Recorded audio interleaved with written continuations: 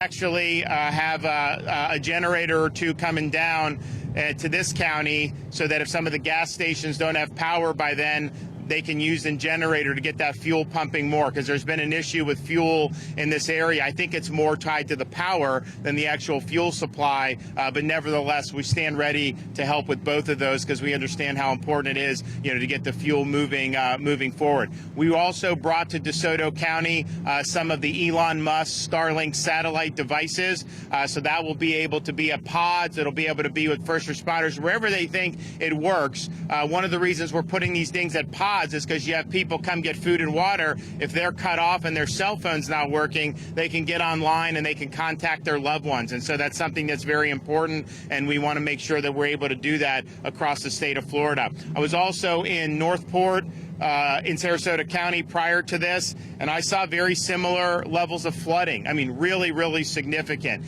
far more than what you saw the day after in Lee and Charlotte counties. And so I know that a lot of the media attention is on those the destructive scenes on the coast, and rightfully so. It was a really, really significant impact. But you have all throughout this part of Florida into central Florida, you've had a lot of standing water. They think it's crested here, and it was higher yesterday. So hopefully we continue to see that going down, because it's not just that it's interrupted people's homes, which it has. It's interrupting transport. It's interrupting commerce because some of these roads still aren't passable. So we're sensitive to any help we can provide from a DOT perspective. But I think at the end of the day, the waters just need to recede more. But they're really, really significant. It's making it difficult for folks. We understand that. The First Lady has been instrumental in doing our FloridaDisasterFund.org. If you want to go and donate, you can do it. They've raised over $22 million in just a few days. So that's going to be money that'll be able to be accessed by reputable charitable organizations that can be put on the ground to help people in need. FEMA has approved individual assistance for all the affected counties, basically, that we've asked for, and that offers support. But that's a bureaucracy, and there's regulations and certain things.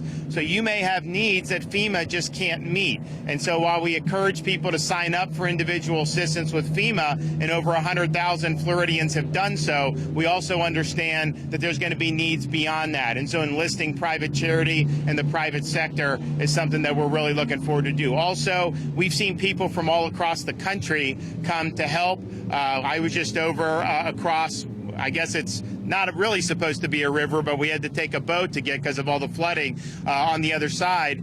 And you have folks from Missouri that were there that came down to help provide meals. I was in Naples. We had people come down from Asheville, North Carolina with a charity to help provide meals. So that's really shown just the generosity that we have in this country.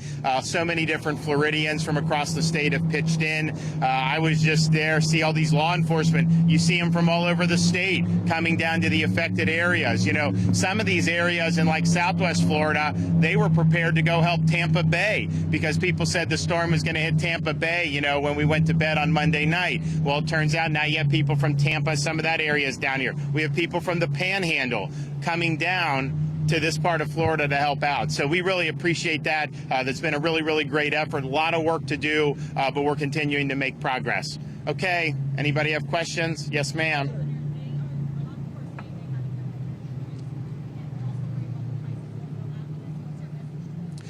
So there's going to be set up probably starting Tuesday morning in most of the affected areas. I know we're going to start in Lee and Charlotte.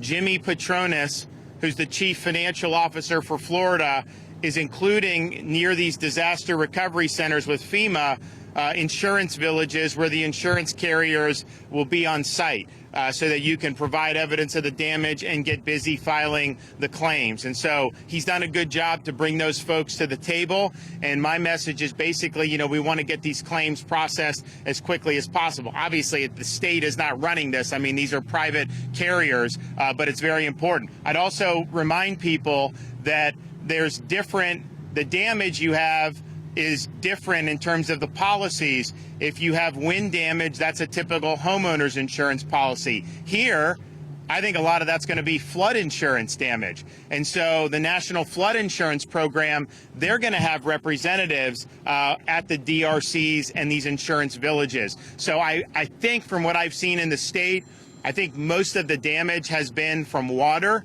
rather than wind. There has been wind. I mean, obviously, if you look at Fort Myers Beach and you see homes obliterated, you know, that was obliterated because you had almost a Cat 5 storm touch landfall there.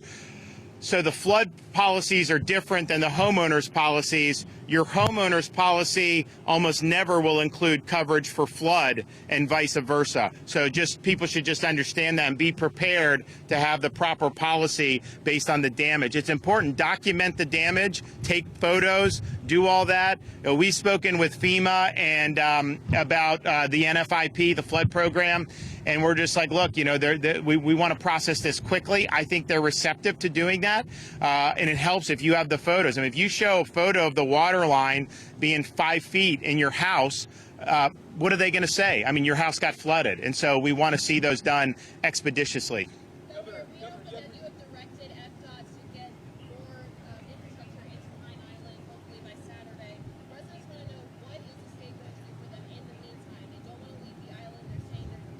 We are in Pine Island. FDOT, under my direction, is going to construct temporary passage by car where the bridge was destroyed. So it's not going to be a full bridge. You're going to have to go over it probably 5 miles an hour or something, but it will at least let people get in and off the island with their vehicles. So I've approved that. They're going to start working on that this week. And, you know, it's not an overnight thing, but it's not going to take months and months. And so we're sensitive to that. You know, people talk about maybe running boats and all this stuff. You know, honestly, I think that it's better to just kind of build a little bit of makeshift road there. Let's get people on and off the island. You know, those folks, they need access to the mainland, but they do not want to evacuate off their island. They want to be on the island, and we understand that. They're island folks. They have a lot of pride in their community, and we want to make sure that we're doing what we can. So we have approved. We'll be funding that, and that will be something that will begin probably tomorrow, but certainly by Tuesday.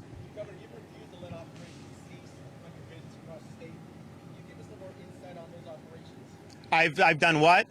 You've refused to allow these operations, rescue operations, to cease. Oh yeah, no. The rescue operations are ongoing.